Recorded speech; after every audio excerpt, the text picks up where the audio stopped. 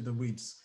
So when DeFi was really blowing up earlier this year, and I kept on hearing about bonding curves, kept on hearing about AMMs, impermanent loss.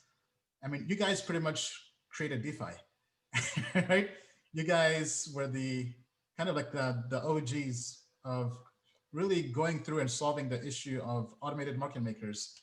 And now you're also working on something totally brand new on trying to solve impermanent loss, right? Basically, as you mentioned, people who could possibly lose money by having to hold two pairs. So now with the Bancor V2, you essentially only have to hold one token, right? You have exposure to just one token. And you mentioned having insurance to that token.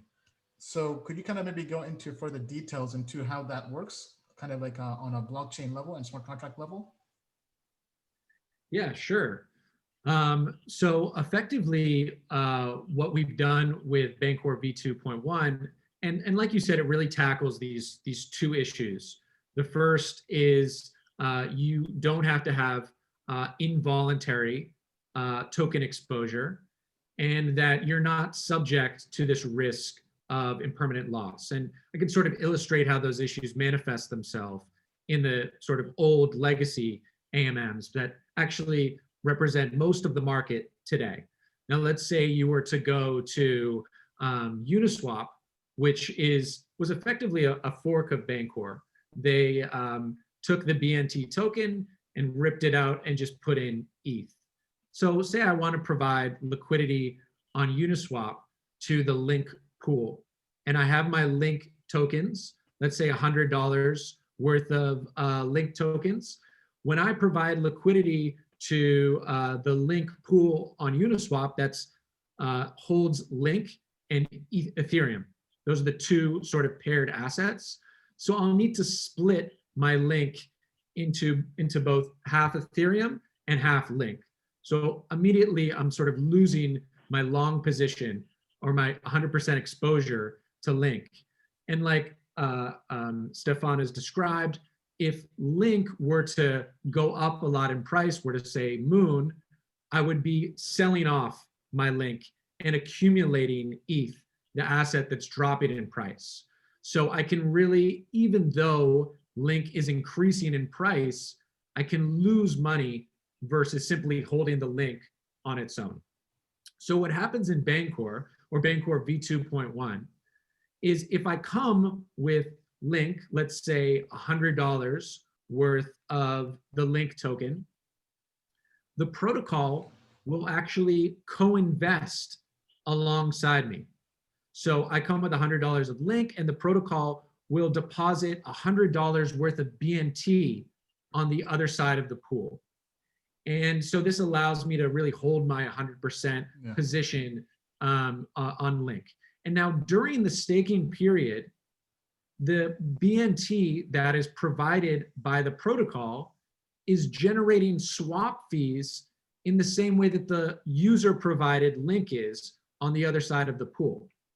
And when I decide, let's say the Link doubles in price and becomes $200 worth as opposed to $100, the protocol always owes me that $200 worth of Link plus any swap fees that have been generated by the pool during the staking time.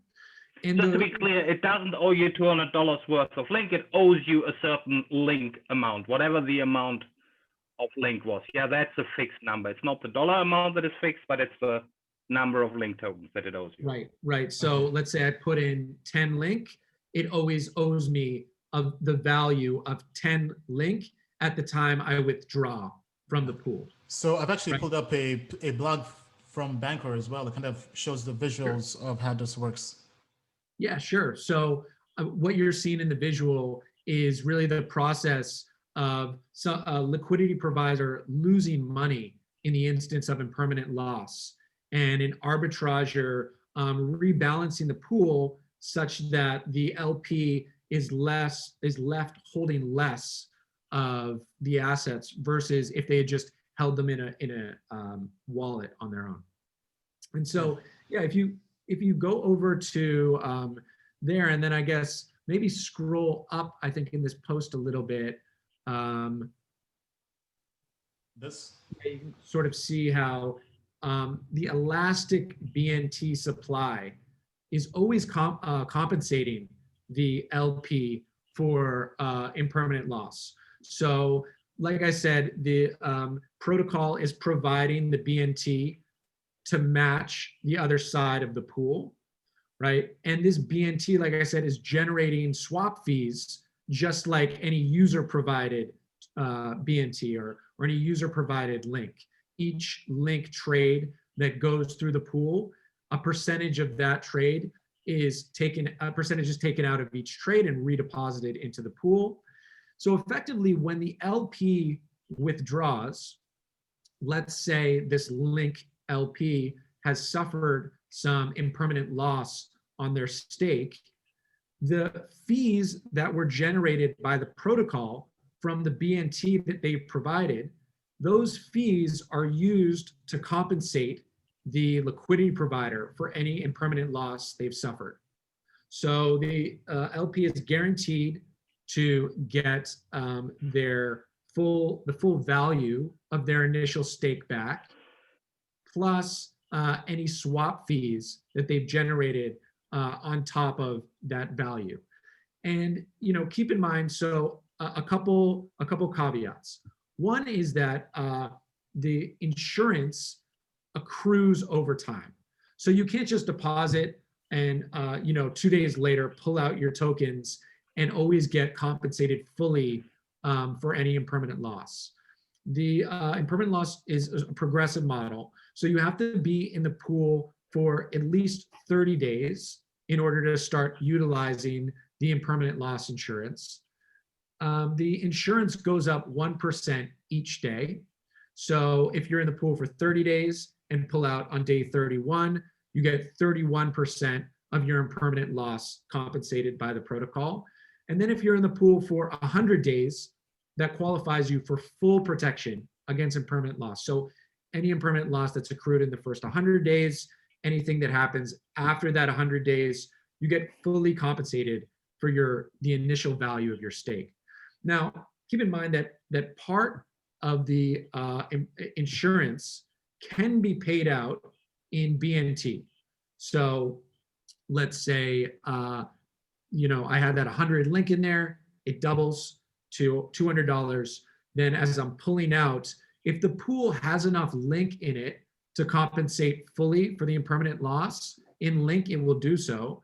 But there may be an instance where, say, $170 is pulled out of the link, and then the $30 of compensation might come in BNT.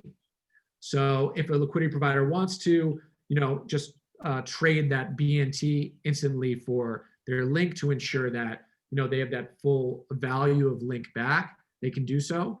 But it's important to keep in mind that some of the insurance may be paid out in BNT. I just want to pause I know there was a lot of information, so yeah, that was great. That was great. Great overview. Thank you for that. Sure. Okay.